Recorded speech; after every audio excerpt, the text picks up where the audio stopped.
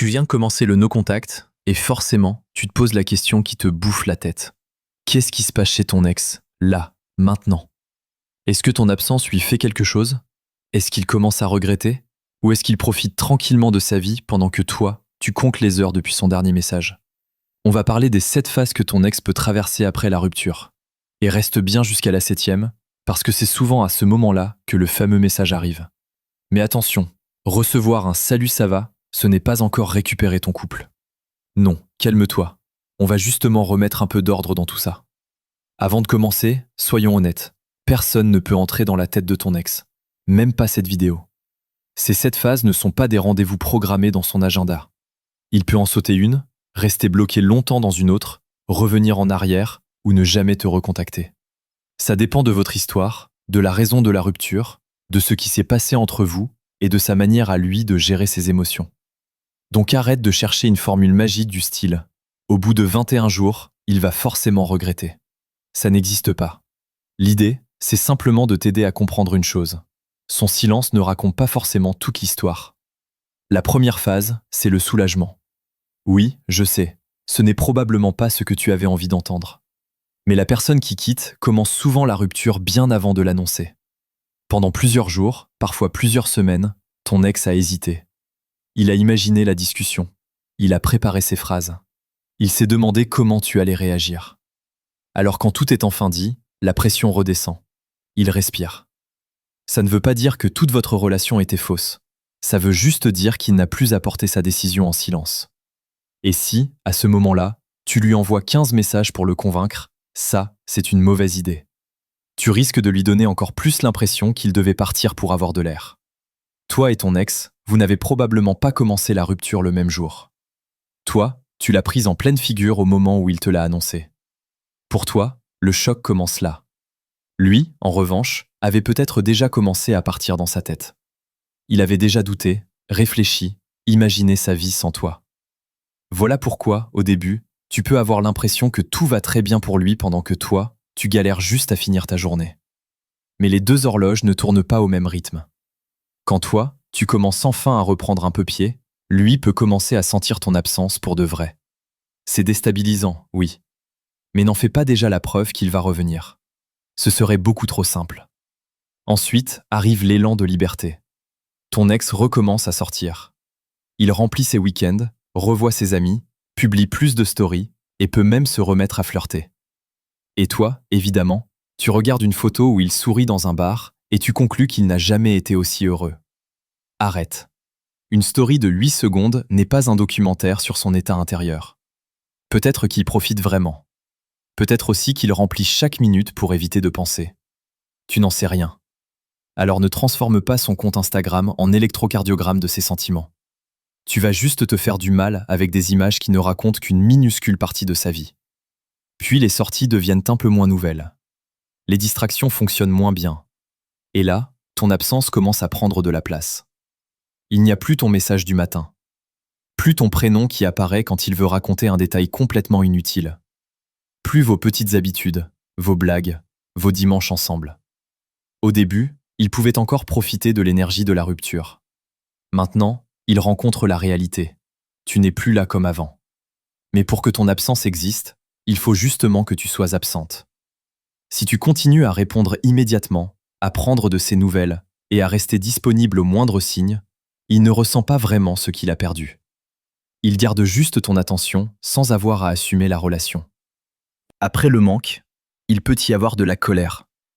Parce que ton absence vient déranger l'histoire simple qu'il s'était racontée. Il peut se remettre à penser uniquement à tes défauts. Il peut ressortir de vieilles disputes, exagérer certaines choses ou se convaincre que tout était de ta faute. Pas forcément parce qu'il a raison, mais parce que la colère lui redonne de la certitude.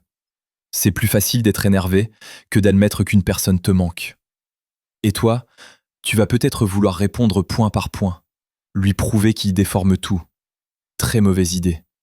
Tu ne gagneras pas un procès imaginaire contre quelqu'un qui cherche surtout à se rassurer.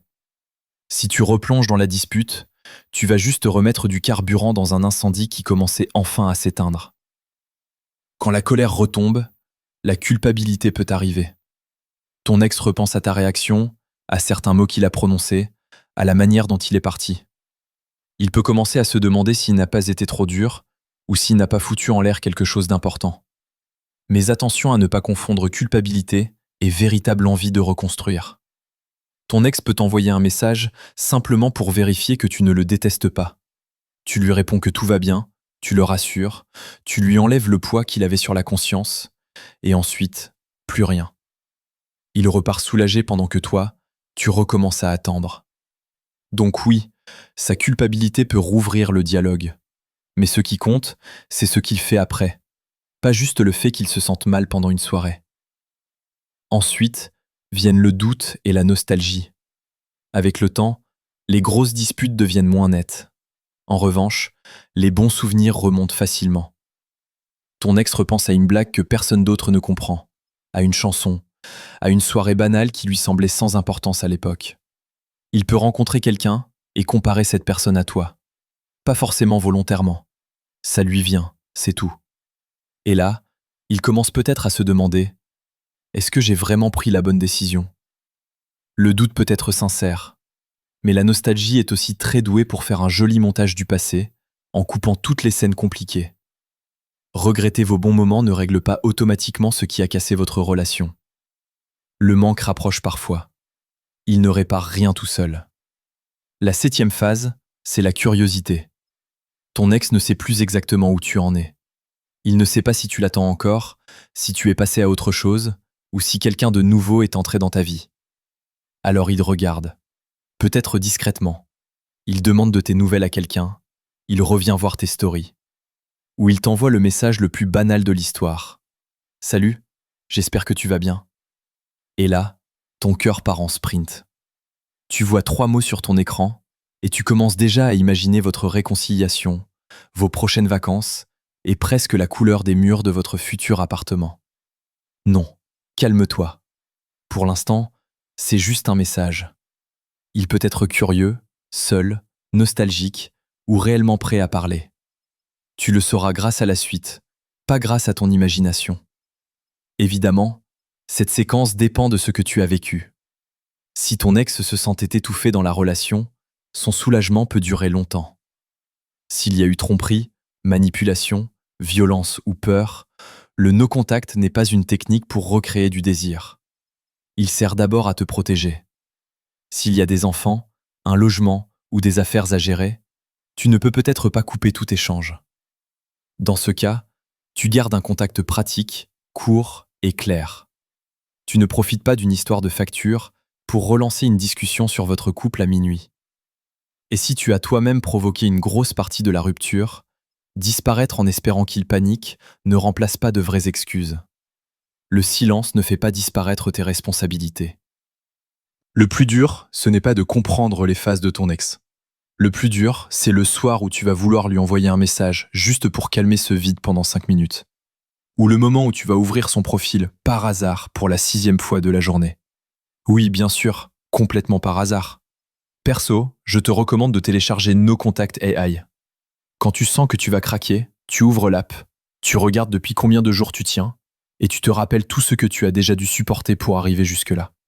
Et souvent, ça suffit pour te dire « je ne vais pas foutre en l'air tous mes efforts maintenant ». Si ton cerveau tourne en boucle, le chat IA connaît ta situation et t'aide à traverser ce moment sans envoyer le message que tu risques de regretter demain matin. C'est plus simple que de rester seul à négocier avec ton téléphone. L'app est dans la description. Essaie, tu verras. Bref, on reprend. Maintenant, ne transforme surtout pas ces 7 phases en calendrier. Jour 12, il devrait ressentir mon absence. Jour 20, il devrait culpabiliser.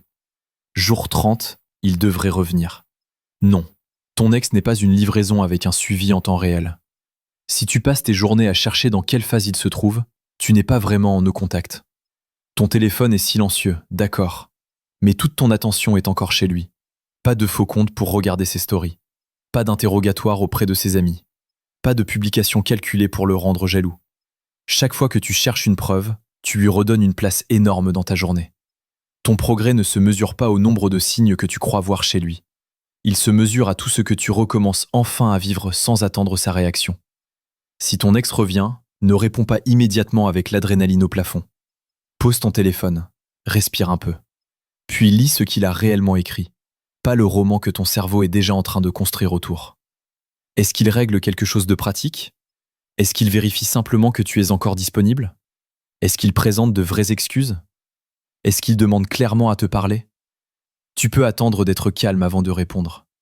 Tu n'as aucune obligation de récompenser un coucou envoyé à 23 heures par 2 heures de conversation émotionnelle. S'il reste flou, demande-lui simplement « Qu'est-ce que tu veux exactement ?» Une intention sincère supportera très bien cette question. Un retour bancal, lui, risque de disparaître dès qu'il comprend que ton attention n'est plus gratuite. Un vrai retour ne se mesure pas au nombre de messages, au cœur envoyé ou au fait qu'il regarde toutes tes stories. Ça, n'importe qui peut le faire depuis son canapé quand il s'ennuie. Ce qui compte, ce sont les actes. Ton ex reconnaît ce qui t'a blessé. Il assume sa part sans retourner immédiatement la situation contre toi. Il écoute ce que tu as vécu. Il propose quelque chose de concret et respecte ton rythme au lieu d'exiger que tout redevienne normal en 2 jours. Et toi aussi, tu dois regarder les faits. Est-ce que votre relation peut réellement devenir différente? Ou est-ce que vous êtes juste 2 personnes qui se manquent, mais qui reviennent avec exactement les mêmes problèmes? Reprendre contact, ce n'est pas reprendre une relation. C'est ouvrir une conversation. Et tu peux encore décider de la refermer. Alors retiens bien ça. Ton ex peut d'abord ressentir du soulagement, profiter d'un nouvel élan de liberté, puis rencontrer ton absence. Ensuite peuvent venir la colère, la culpabilité, le doute, la nostalgie et enfin la curiosité. Mais toi, tu n'as pas à vivre suspendu à chacune de ces phases. Le no-contact n'est pas une astuce pour manipuler ton ex jusqu'à ce qu'il revienne en courant. C'est une façon de sortir de la panique, de créer une vraie distance et de récupérer ton pouvoir de décision. S'il revient avec de la clarté, des actes et une vraie volonté de changer les choses, tu décideras. Et s'il ne revient pas, tu n'auras pas perdu ton temps. Tu auras déjà recommencé à avancer.